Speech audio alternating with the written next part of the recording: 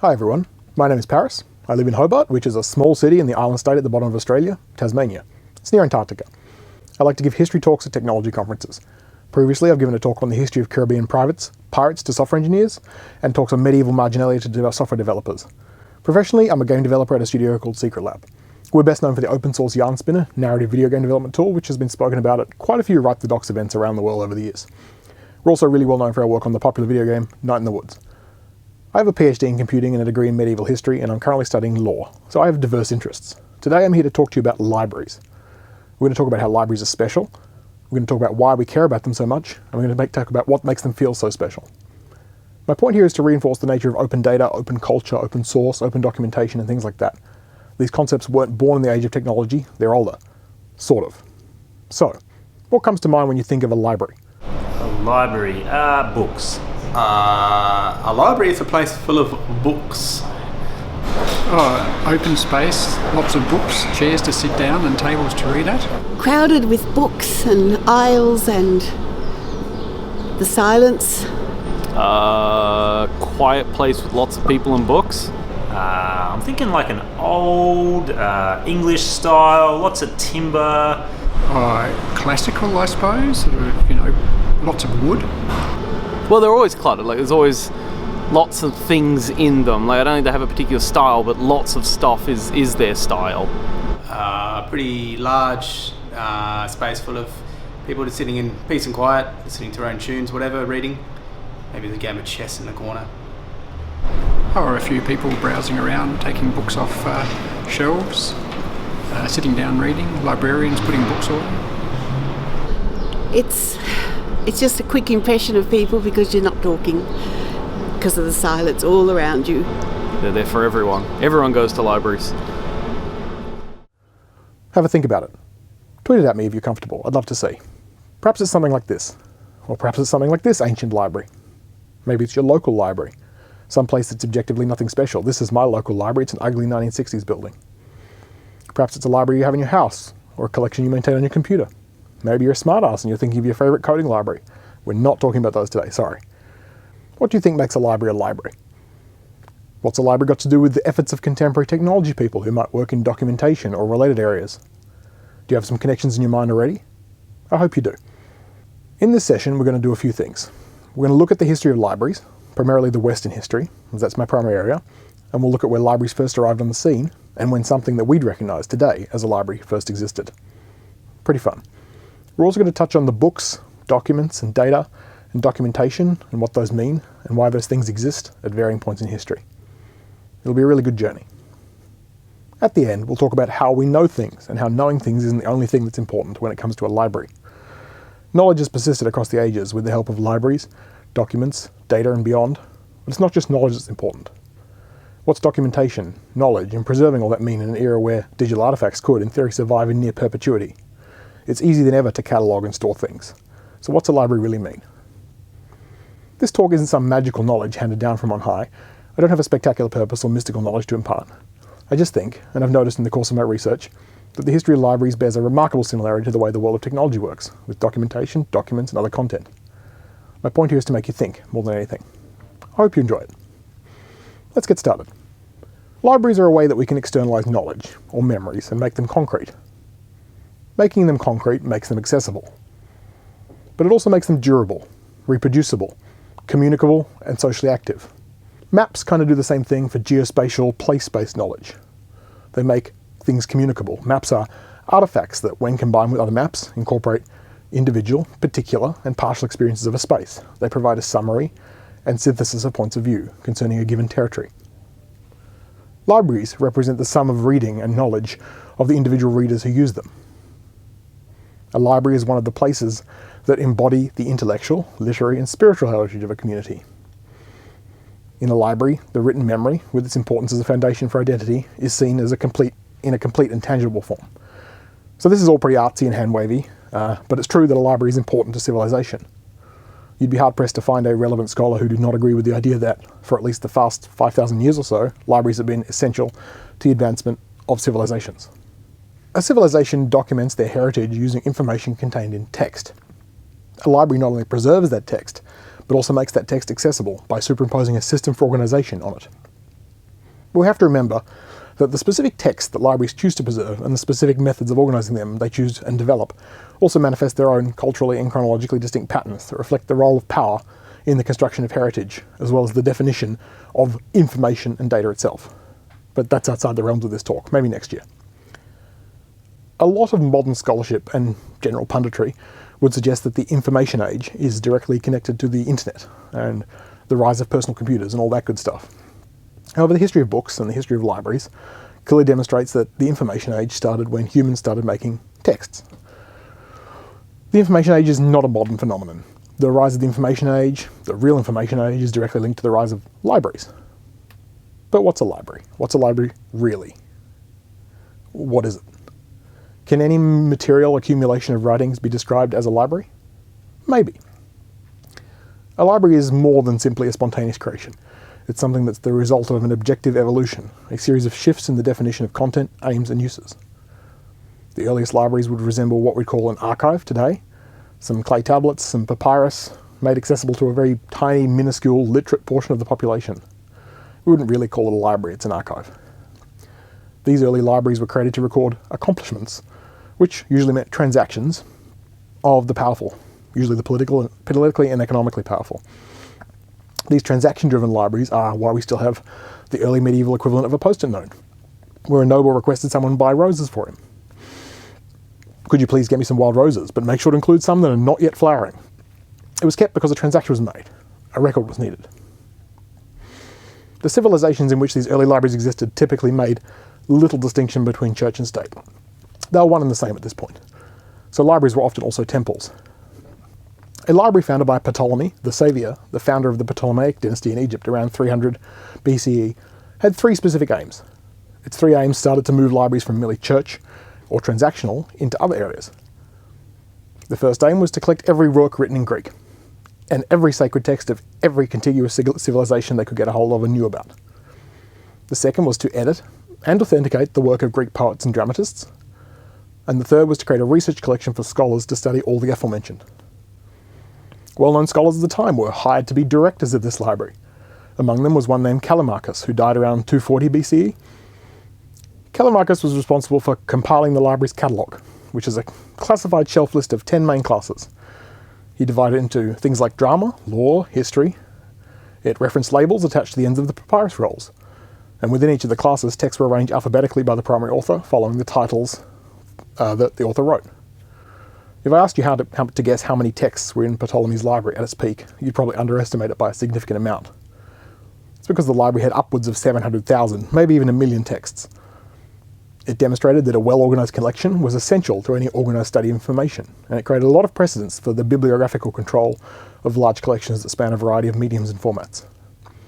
You probably already know this library by its most common description, which is the Great Library of Alexandria. And while it was destroyed in the 3rd, 6th, or 7th century, opinions vary and historians are very strange people, so it's best not to argue, it has an important legacy. It's the prototype of a modern national library. Its librarians are also familiar souls. Extant records suggest they'd complain about never getting into the same room as the users, the readers, of their work. This pharaoh and that pharaoh would request information or other, the libraries would dutifully prepare it and send it out, and then they'd never hear it was useful or met its mark, and they complained about this constantly. Anyway, as the world changed, so did libraries.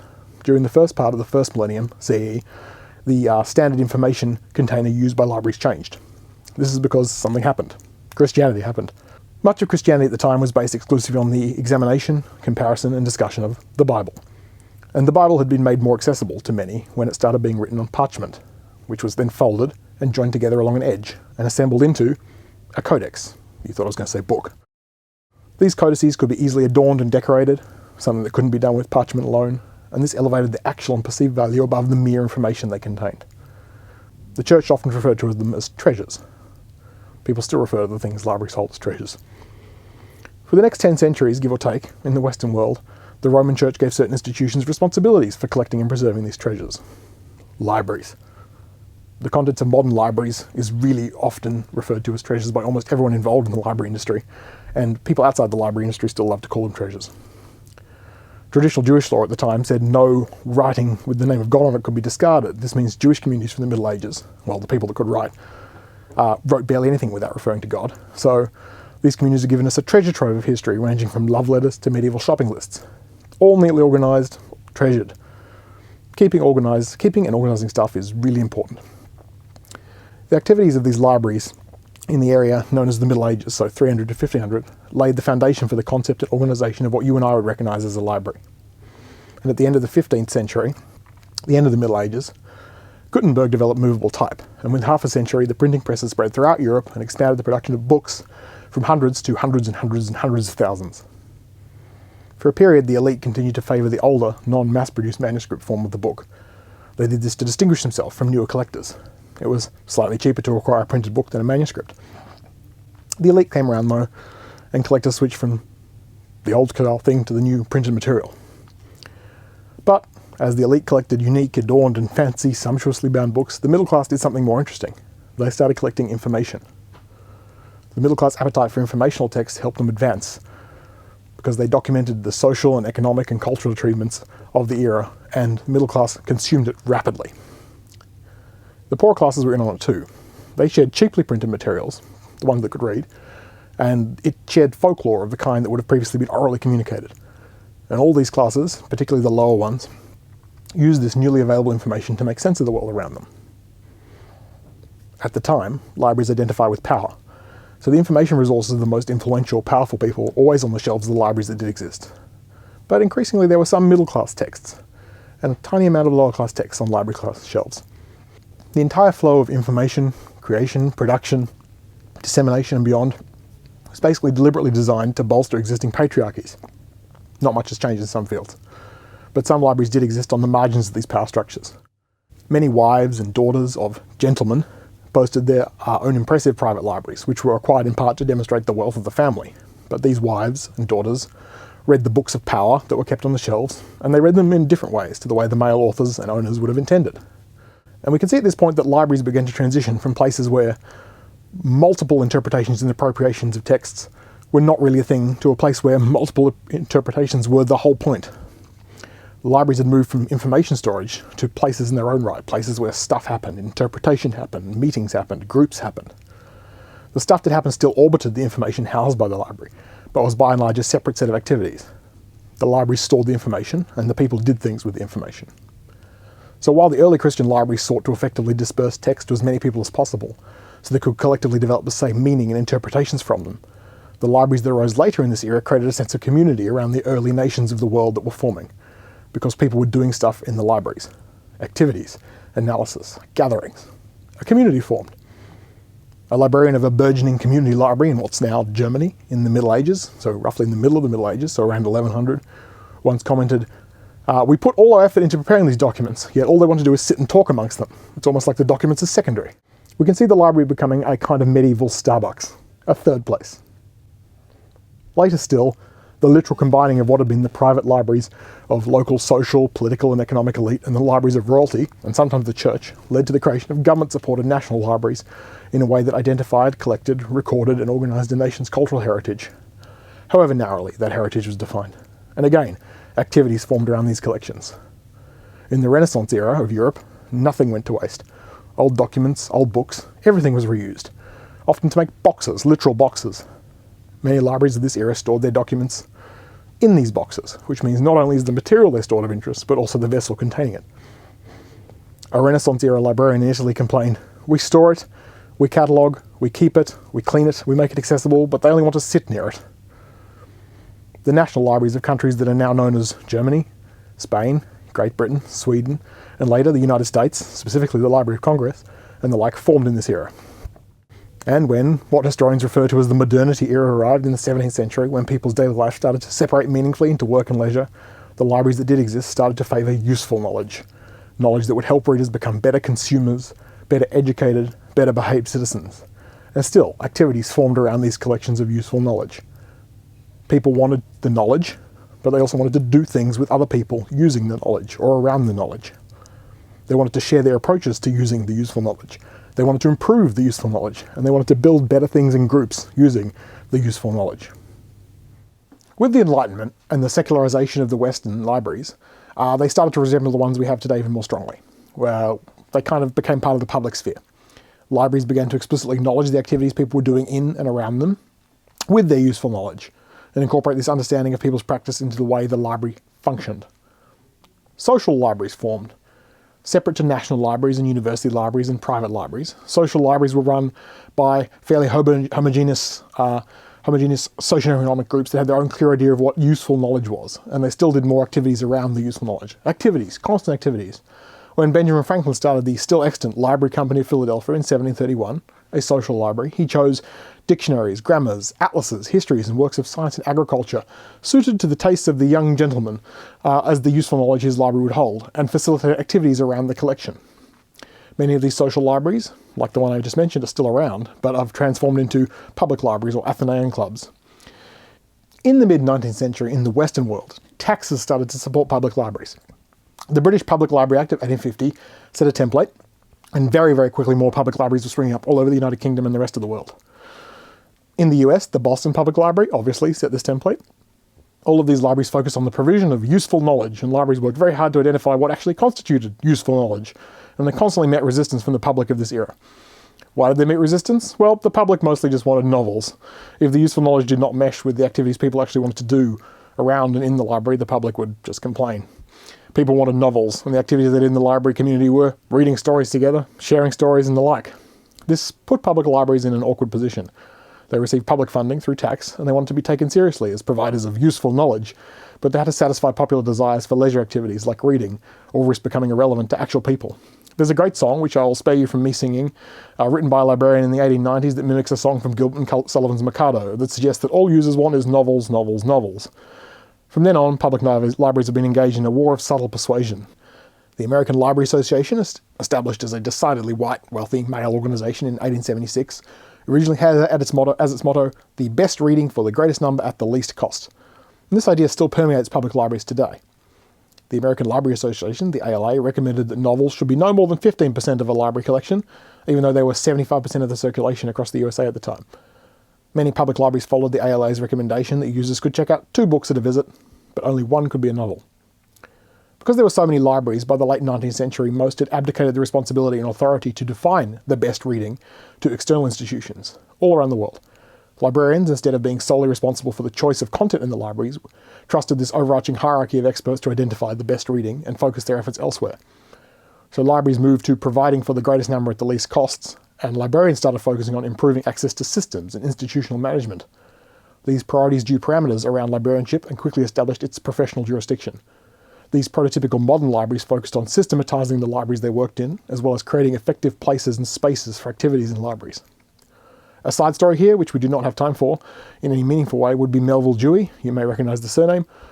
He established a bootleg school of library service in a storeroom at Columbia. On one hand, Dewey did good by against the wishes of the university in question. He included women in his librarianship classes. But on the other hand, he focused on the most efficient methods of cataloguing and classifying and retrieving information and managing physical and bureaucratic, and did not care really about the place of a library in the community. Many of his graduates in the late 1800s became itinerant classifiers and cataloguers at libraries all around America, hired temporarily to systematize their collections. These days, modern librarianship is a masterful combination of systems, bureaucracy, and place building. It's sedimented into a set of traditional services carried out in hundreds of thousands of libraries around the world and online. Libraries regard information as an object to be handled, and library practice focuses much more on the information access than the information content. The profession is concentrated on harnessing the latest technology to improve service, and, still somewhat opposed to this, it's also still focused on place building. If you're interested in this, I suggest you explore the ideas of culture as text versus culture as agency and culture as practice. So why am I talking about this at what is effectively a technology conference? To me, most of this sounds pretty similar to documentation and data sharing in the technology community. Hopefully it's become a little more apparent to you as well, but we'll unpack it a tiny bit. I think that documentarians and the people who are in orbit and in attendance at events like this, the docs, are regarded by the organisations that they serve in the same way as early modern librarians. Like librarians, our organisations focus on the user in the life of the library, where the library is the documentation we have a connection to or responsibility for, instead of making us focus on library in the life of the user, where we would focus on both the content and the library, our work, and the relationship it has to the people who need it. The place building aspect is missing, kind of, but it's also a little bit there, and we'll come back to that in a second.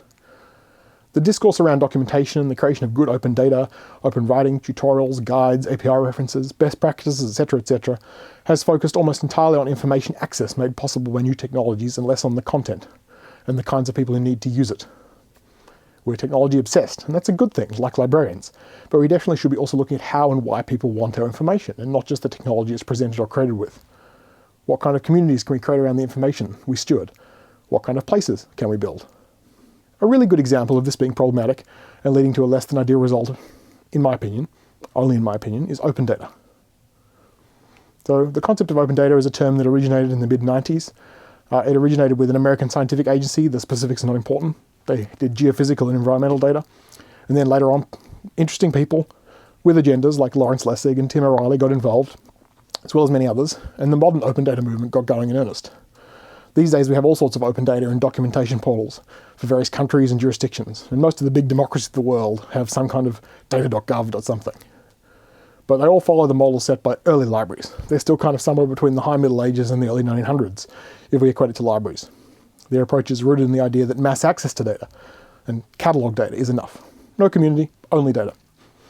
So we need to expand our idea of open data to encompass sharing of data, sharing of documentation as a place as well. The idea of the library as a place is a relatively new one in the history of libraries, and it's a brand new one in the history of open data and the world of technology.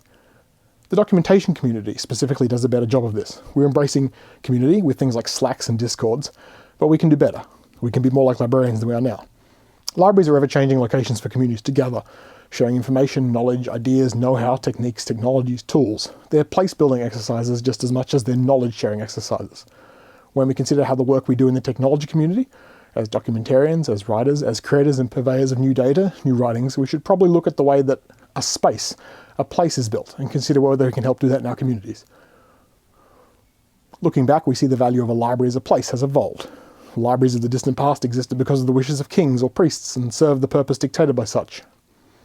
Early universities and religious institutions paid little attention to the library as a place, other than for storage. And that's kind of where we're at with a lot of stuff in the technology world. In the early modern era of the 18th and 19th centuries, libraries met the needs of certain elements of the population, medical, scholarly, and then they started evolving. They became something we recognise today. They became a place as well as storage. But whatever they are, we must advocate and recognise for their role in our world. They are much more beyond storage. They're much more beyond an access facility. Libraries are more than just access to words, and open data is more than just access to words. Documentation is more than just a collection of words or useful knowledge on a domain. Libraries, data, communities around data and around documentation need to acknowledge the place-centered activities and services that they can support. Libraries, whether they're stone, concrete, or collections of documents to serve a specific open source project, a product, or a specific community, should be quite uplifting as well as functional. They can bring together users with knowledge and information they need as a place, not just a database of information. The president of the American Library Association in 1930s said, "A library should be a modern Delphi as much as an oracular shrine as it is a laboratory." That's pretty highfalutin, but it's worthwhile. In the talk description, I posed a few questions, so we'll take a quick look at those before we wrap up, just so I've technically covered them. Why do we care about libraries? Well, libraries are important for the same reasons Starbucks thinks it's important. They provide a valuable third place which strengthens the community they exist in. It's pretty straightforward, really. Libraries don't just hoard books and loan them out. They strengthen the community they're in by helping people navigate the community. They provide an essential service. Particularly public libraries provide help for social services, aging services, mental health, welfare, all sorts of stuff. People applying for jobs, education, it goes on and on. It's really hard to capture and preserve that feeling of a library. Well, we can try though. We can think of our libraries, whether they're physical or libraries of content, like communities, because they build communities. You can see the tip of this happening in the past, as I mentioned, with IRC and Usenet and Discord and Slack, and these days springing up around certain online repositories. But we can work harder. We can make them more community driven. It's really important. Libraries of content related to things that people in this audience might be working with don't just provide documentation, they provide a link to a wider community. An editorial from the Library Committee at the University of Maryland, also in 1938, said, "A library is not a mere repository of books to be visited upon occasion. It should afford an active, vivifying force to the life of the institution to which it is part." You can't judge a library's value to its community solely by its contents. Think about what a library means to you, and try and impart some of that on the work you do in the technology world. It's not so much the secret history of libraries, it's more what you could learn from libraries. Hope you've enjoyed the talk. You can find citations and some notes online at my website. Thank you. These racks and shelves contain a lot of books, tens of thousands, hundreds of thousands, perhaps millions. How do you feel about them? Do they mean something to you? Are they your friends? Have you a real love of books and learning? You do? That's good. Now, do you like people? And do people like you? Do you like all kinds of people? The young as well as the old. People in all stations of life. You do? That's wonderful. Because when you have these two important qualifications, love for books and love for people, you may well consider the vocation of a librarian, a vocation that gives full enjoyment to the librarian and radiates it to the public. The public, that may consist of children with an awakening interest in literature, or professional men searching for special scientific information, or the blind, who do their reading by touch, or people of rural areas whose library is brought to them on wheels. Yes, there are many aspects to this worthwhile occupation, all of vital importance in the nation's life. Yeah, I'd love just kind of, I think people are going to start coming over. I'd love kind of the production value. Like, can you talk a little bit about kind of how you made the talk and all that kind of stuff? Technical details or what? Or just, yeah, I mean, were you just like what camera you used, how do you edit it, Sure. That kind of stuff? So we've gone a little bit overboard since like the lockdown started doing media production, because we used to speak at a lot of conferences around the world, and I run a very small game development studio. And one of the things we decided was that we didn't want to half-ass any of our online conferences. And at the beginning of the pandemic, we kind of splashed out on a lot of ridiculous equipment. So we have like a Sony A7 camera and an A10 mini ISO recording device and a little Atomos Ninja little display screen thing, and a whole bunch of other hardware that we used. And we shipped it all into a local bookshop, which is just around the corner from our office, and filmed it, because we felt that I didn't want to do slides so much as lots of pictures for this talk. So I figured a good background that wasn't fake would be a really good way of presenting this without making it look boring, because I wanted to mostly talk to camera. Yeah, totally. Yeah, no, I loved the kind of like cut to people answering the questions and all that kind of stuff. But yeah, no, yeah. I think it was the production value was, it's one of those cool things, right? That I think there's kind of this trade-off between, you know, pre-recorded talks and live talks, and the production value is something you can do when you have a little bit more prep work. Yeah. I see a couple questions coming in. So I'm going to start from Lauren, and she asked, from all your research for this talk, what do you see as the future of information culture? What are the threats and consideration that documentarians and librarians need to be mindful of to protect that positive information culture? You know, legal, political, technical, and other. It's a pretty deep question, but yeah, do you have any thoughts? Yeah, there? That's a really deep question. I think the thing that jumped out to me while I was researching this talk, and this may not be the specific angle on the answer that you were looking for when you asked that question, so I apologize, but it's what's been running around in my brain for the past few weeks. I see a lot of entities, whether they be governments or startups or big tech companies, putting out data and then like patting themselves on the back as if they've done the job of creating some valuable information for people to use. And I think that we need to be careful that we as documentarians, as librarians, as people who steward information and guard information and protect information and catalog information, make sure that we speak back to the people who would decide what information we share, because a lot of what's happening is people are finishing the job at providing the information and not thinking about the context or the repercussions of that information, or how it will affect the society or the group or the practice it's being handed to. And it's the same problem I kind of alluded to in the talk. When information is just given out, that's not really the job of a library. The job of the library is to give the information out and then help form the community around it. So I really think just, you know, because librarians obviously and people who do documentation and create repositories of information haven't got enough to do, they also need to make sure that they are stewarding the community that they're in. That doesn't mean the people who read the information. That might also mean the people who give them or procure the information for them. I apologize. I don't think that's what you're asking, but I think that's my best answer right now.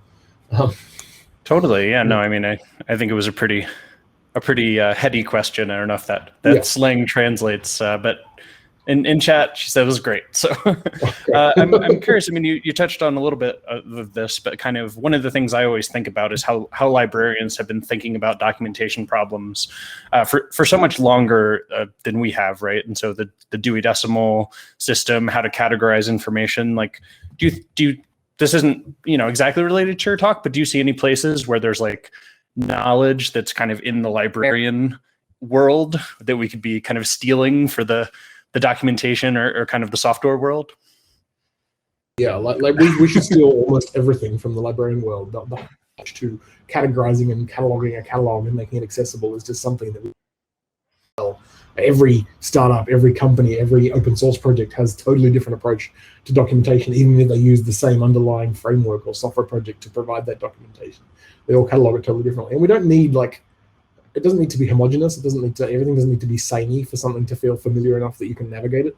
I don't have a solution to that, but I absolutely think we need to bring people with librarian training and information sciences background into the world of technology documentation, because what we have now is we have all these, we're finally, like, I think in the last 5 to 10 years, particularly, companies that previously didn't acknowledge the power and importance of writers have started hiring people with fabulous writing and editing skills. So I've seen a lot of great friends who have fabulous writing and editing skills go and work for companies that I previously wouldn't have given the credit to hire that sort of person. I think that's started to happen recently, but we're not really borrowing much from the library background. And it looks like a lot of people here incidentally maybe or accidentally have a librarianship background, which is great.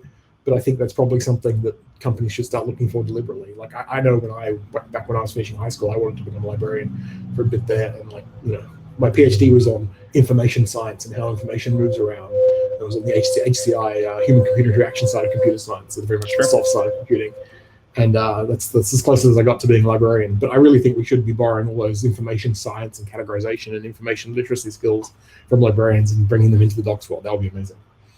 So kind of are you referring to kind of when you say everybody's kind of reinventing the wheel on kind of categorization? Are you talking about taxonomies and that kind of stuff, or the words we're actually calling things and a shared vocabulary, all that kind of stuff? Everything you just said. I think that when you go to if you walked into a library in a country where you did not speak the language, you would probably be able to figure out enough of the categorization system to start making at least some semblance of their collection. Not necessarily a comprehensive semblance of their collection, but a little bit. Whereas if you, I'm not familiar with your background, but say you're a JavaScript programmer and you went into the documentation for a C# library, you'd probably, again, understand the technology underpinnings of it, but you wouldn't necessarily know where to start without some sort of guidance. So yes, it is taxonomy, it is the structure of the way you present your information at the very minimum. That's the base level. But beyond that, there's philosophical approaches to the way libraries are designed that we just don't have. Libraries have entry points where when you get the library card, they often teach you how to use the library and welcome you and teach you how to use their collection. And some software engineering projects do that with the documentation, most don't. Sure. It would be great if we could borrow some of those techniques wholesale across the field. Cool. Yeah, and just a reminder, I'm kind of taking the reins on this one because there's not a ton of questions, and this is my own personal kind of interest. Okay. But if folks can jump in the chat with a question, I'll happily ask it. But yeah, so I don't know if I know you're in Australia, so you might have been sleeping through it earlier. But Daniele actually has this system called Diataxis, which is, I think, it was called the DivioDoc system before, but kind of is I dropped it in the chat actually. Yeah, it's kind of this effort to add at least a little bit more of a standardization around what we call things, tutorials, how-to references, exploration, that kind of stuff. But yeah, that's really an interesting point, right? I could go into a library and be show me the philosophy section or whatever. And it's that is a known quantity throughout. And it has a number that's the same everywhere in the world, right? You can just use that kind of, or maybe not everywhere in the world. I'm not sure how libraries work elsewhere in the world, but yeah, it'd be super interesting that this categorization.